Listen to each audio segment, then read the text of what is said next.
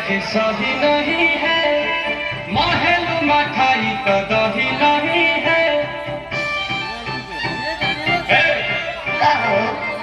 लगे मिजाज आज सही नहीं है, महलू मठाई तो दही नहीं है। पहले में चीनी जैसे घोले राजा जी, घोले राजा जी।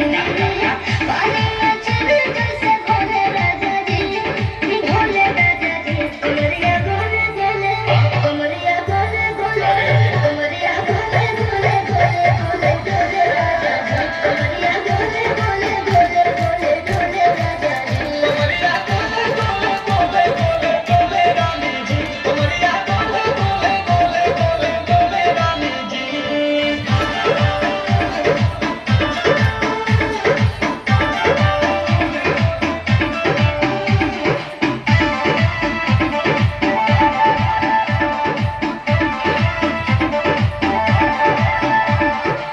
लागिलु ओंठे आ कोहरा में बैठे, करे करे जा धक्का धक।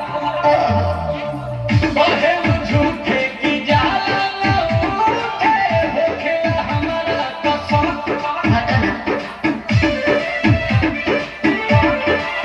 सुनो हमारा जी सन्ना, दवा हमारा जी सन्ना, फटाफट ला दो जाके मेरे जी सन्ना। बात को मीठे मीठे बोले राजा जी, बोले राजा जी। बात को मीठे मीठे बोले राजा जी, बोले राजा जी। कमरिया बोले बोले, कमरिया बोले बोले, कमरिया बोले बोले बोले बोले बोले राजा जी। कमरिया बोले बोले बोले बोले बोले राजा जी। कमरिया गोले गोले गोले गोले गोले रानी जी, कमरिया गोले गोले गोले गोले गोले रानी जी।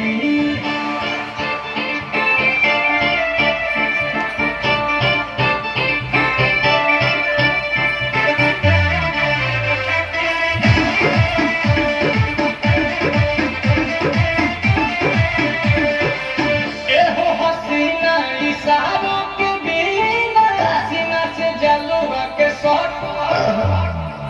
होला ए रानी गरम जवानी, पानी पिए लुगटा घट।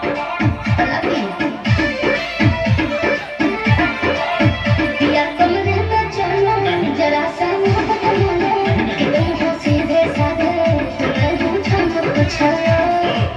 आओ बाबा तो होले होले राजा जी, होले राजा जी।